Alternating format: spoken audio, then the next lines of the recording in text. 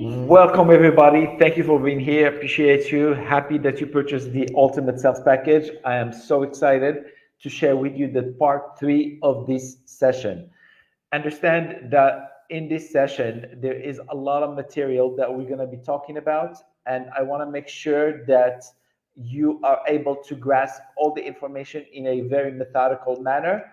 That's why I decided to break down this session into small sessions of 10, 15 minutes most. Okay? This way, I think it's going to be around three sessions so that you can grasp, understand, and you don't feel like you are getting bored. I mean, the human brain can only, the attention span can only be for so much time. Okay, so I'm gonna make it like 10, 15 minutes. Then I'm gonna stop the video. Then we do video two, then video three. Sounds good? All right. So thank you for being here. I appreciate you, and I hope that you enjoyed the part one and part two, where we spoke about the the the second part we spoke about the questionnaire, and the first part we spoke about structuring your sales calls. In this part today, we're going to be speaking about a lot, really a lot, and we're going to go deep into the psychology. I already, if you purchase this program, I already sent you up. I think I already, I'm sure that I already sent you the PDF so that you can read about it. But it's very important why I'm doing these videos, because it's very important that we get not only when we hear an explanation, I mean, those concepts and those theories, they stick more because we put them into words, not just by reading them. Really, you can hear it, you can understand it, but once you are able to listen to it, it makes even more sense. Sounds good? So, with that being said, I'm gonna jump into the part one, which is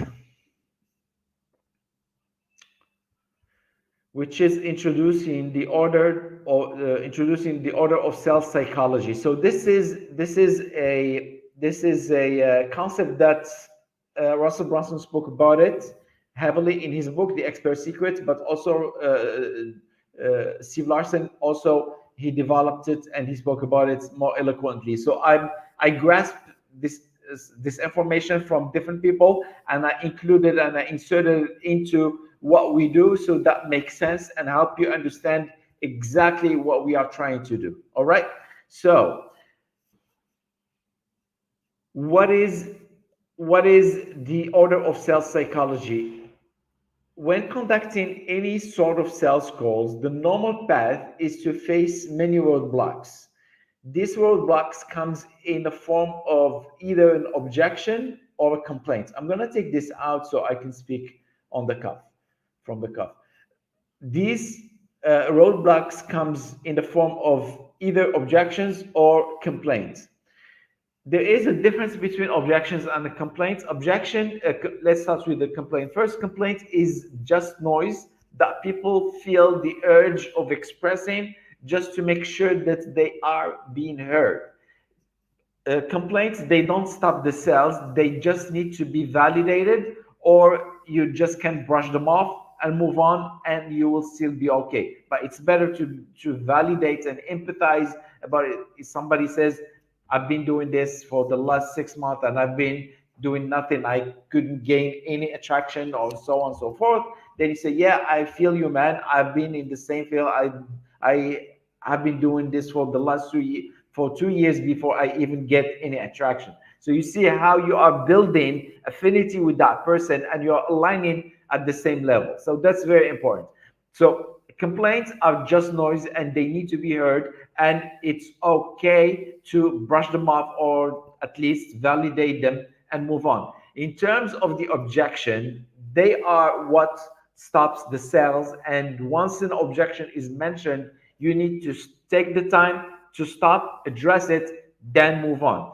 And the idea about the objection is that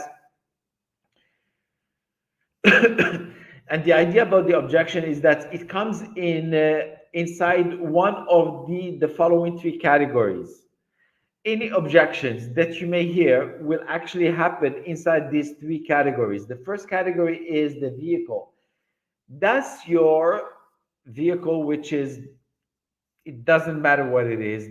It can be the coaching program that you promoting. It can be the affiliate program you're promoting. It can be a book you're promoting. It doesn't matter what it is. It's the product. That's the vehicle. So most people, the first thing that they start doubting once you start making a sales calls is, well, I don't think even that your vehicle program is what I need. So the first thing is that they put in doubt your vehicle, and that's very common. And the idea is that you need to be aware of it, and once they say something regarding the vehicle, you want to stop and address what is it that you don't really trust inside this vehicle. And I'm going to give you a concrete examples of how this translates into what we do, into the sales process that we are doing inside the affiliate marketing or the coaching or anything like that. So you want to stop and address it and ask, what is it that you feel like you are not sure about? Because during our conversation, we spoke about the fact that this presentation, that this program is able to help you do X, Y, and Z. So that's the first thing. Once you are able to address the vehicle issue, then we are able to move on into the next step and graduate the prospect into the next step, which is the external. And the external, it has to do with everything related to resources. So everything that I don't have time, I don't have money, I have to speak to my wife, I have to speak to a friend so I get his opinion. It doesn't matter what it is, it's all related to resources, and you want to make sure that you are able to hear that and bond back on it. The third element, once you are able to get people to graduate from the external, they move the last step or the last category is the internal. And the internal is basically speaking about their own self belief and if they are able to do actually what you are trying to sell them. Because not everybody has the sees everything green, and not everybody has the confidence to accomplish what you are trying to sell. So you want to address that. For example, a lot of people, they say, everybody, you can hear this in different ways. People say, well, that's just how it is. I used to believe, I'll give you an example. I used to believe that I am not good at tech. And that created really, every time I try to approach connecting a funnel or doing something technical, it's like I start getting stressed before even I get. And that's because of a real false belief that I have about myself. And the idea is that if you put enough time and you just try to understand how things work, you'll be able to do it. So the idea is that we all have false beliefs regarding ourselves, and you need just to recognize them and address them inside the conversation. So that basically what the VIE or the VEI concept stands for. These are the most important struggles that everybody, the roadblocks that every single sales call you will face. And today we're going to be able not only to understand what they are, but we're going to be able to learn concretely how they surface in a conversation. So I'll give you a few examples here. In terms of the vehicle, if a prospect says, okay, if a prospect says, I don't trust your offer, program, or coaching, that's a vehicle issue. If somebody says, I don't have money, I don't have time, I need to speak to somebody else, that's an external. If somebody says, well, I am not good with technology, or I need this runs in our family genes or whatever, then this is internal. And the way we do that, we can see this happen inside real conversation is the following. If a prospect says, I have to think about it, it means I don't trust you. This means it's an external problem. What did I do here? I started with the external. Okay. This means it's an external problem. I need to know more about you, and this is a trust issue. So if somebody says, I have to think about it, generally speaking, what this means, it means that they are not trusting you yet as a person who can deliver them the goods.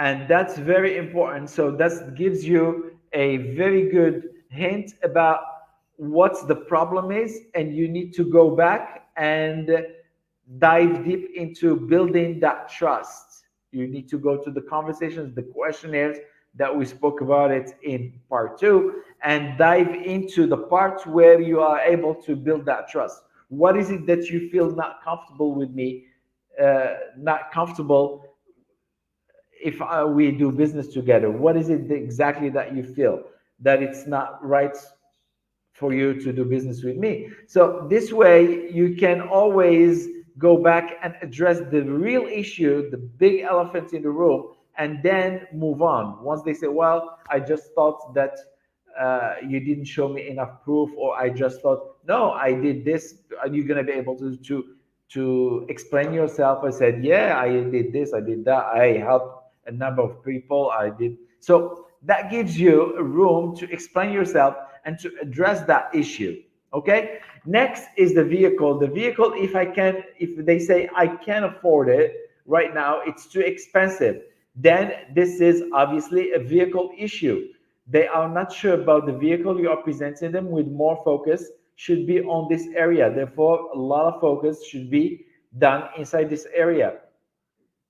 And the vehicle is very easy to capture because everybody says, well, I can afford it right now. So the minute they say, somebody says, well, I just think I can afford it right now, this gives you the immediate hint that say, okay, this person is not sure about what we are trying to sell him. So we're gonna have to go back and address the vehicle issue.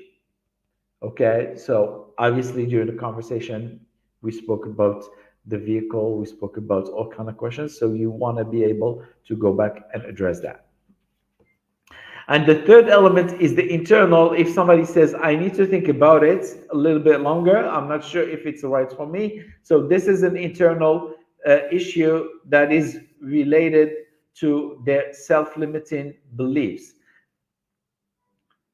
And again, we are able to easily help that person by actually telling them how this is going to be exactly the right fit for them, because it covers all the element, the support element, and it covers A, B, and C. And you can do this and you can do that. You can join the group. You can reach out to me. You can do all this kind of stuff. And by the end of the day, you'll be okay. So this is basically this is very important to understand. And we're going to stop here and we're going to continue the conversation in the following sales call. Have a great day. Talk soon.